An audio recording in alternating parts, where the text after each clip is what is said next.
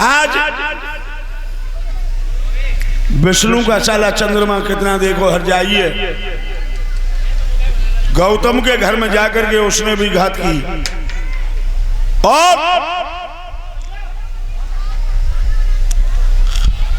वसुदेव का साला कंस जिसने अपने बहन बहनोई को जेल में डाल दिया। और भक्तों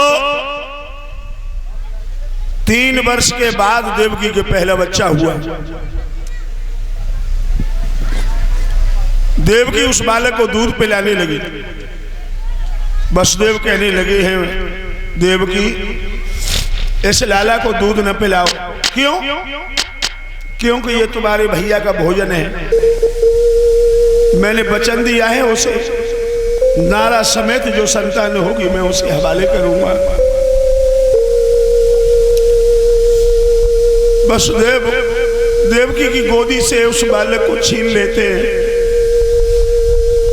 और भक्तों ये हम तुम जानते हैं पहली भूख को चाहे लला हो चाहे लली माता पिता को अधिक प्रिय होते हैं।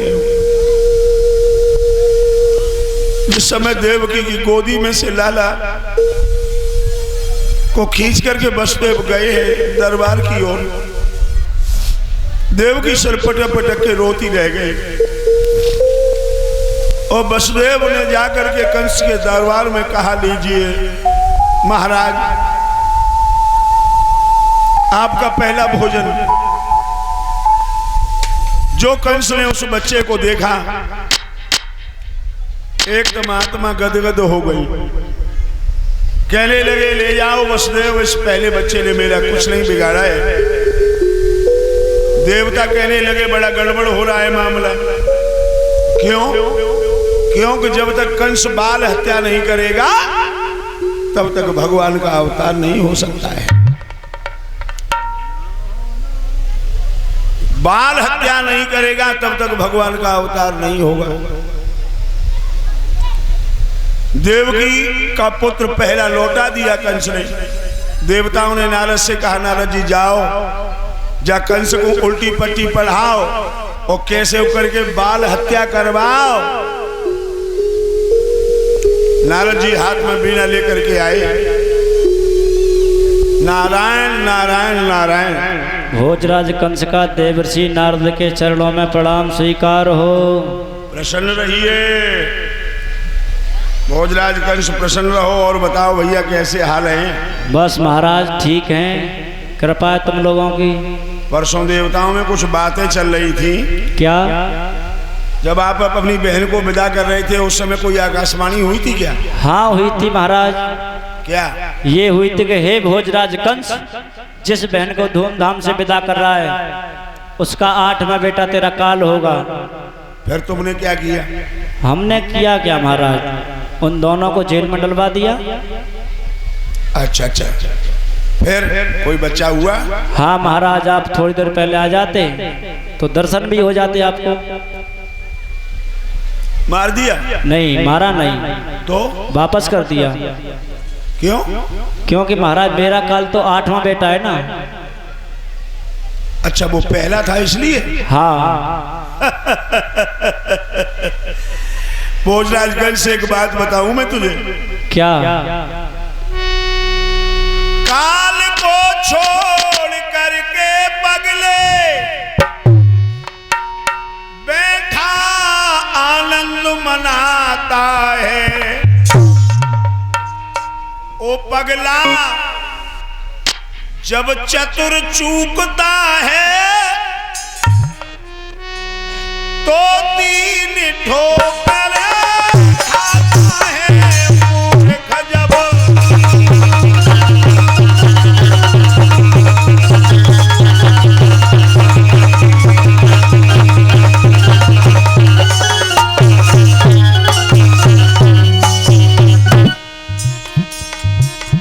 जब भूल चतुर पे होती है तब 3 ठोकर खाता है।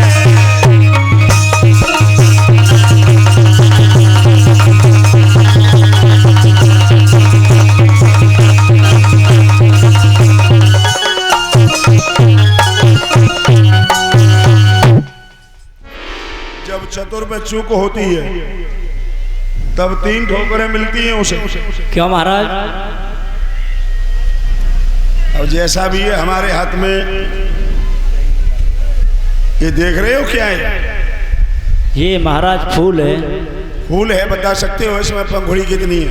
महाराज गिल के बता सकता हूँ। किलो 1 2 3 4 5 6 7 8 है महाराज। 8? हाँ। 8वीं कौन सी है? ये आपके अंगूठा के बगल में। ये? हाँ। यहाँ से आगे वाली से शुरू करना।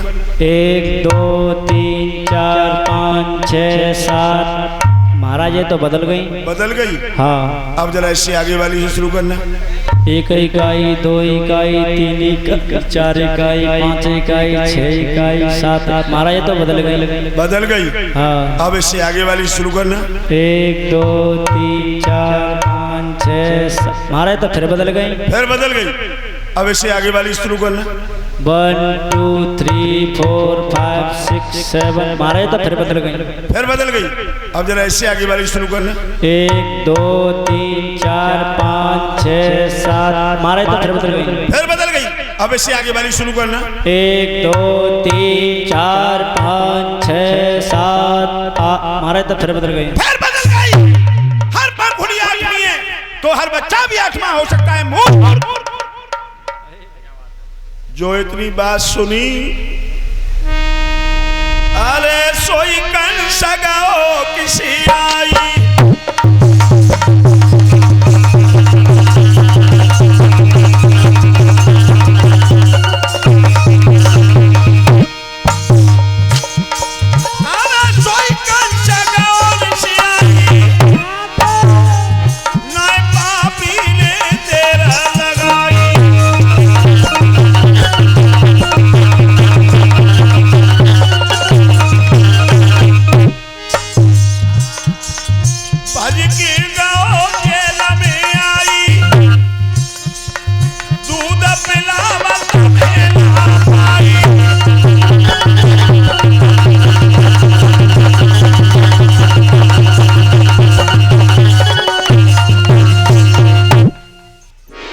आज पापी कंस उत्तेजित होकर के सिंहासन से खड़ा हुआ और जहां बहन देवकी बच्चा को दूध पिला रही है जेल में आ गया।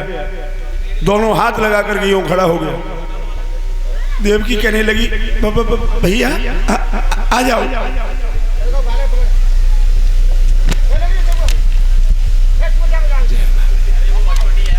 तेरा क्या नाम है?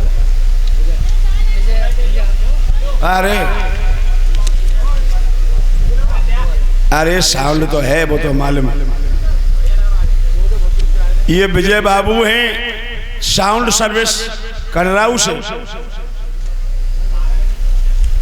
चले बाहर ना ले सो, अब तक लौट के देवे ना।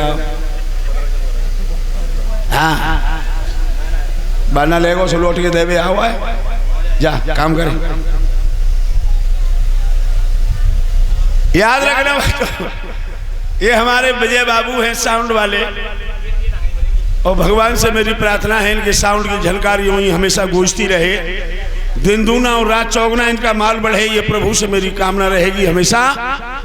बोलिए गोविंद भगवान की जय हो। इन्होंने 10-10 रुपए हमारे समस्त स्टाफ को दिए हैं।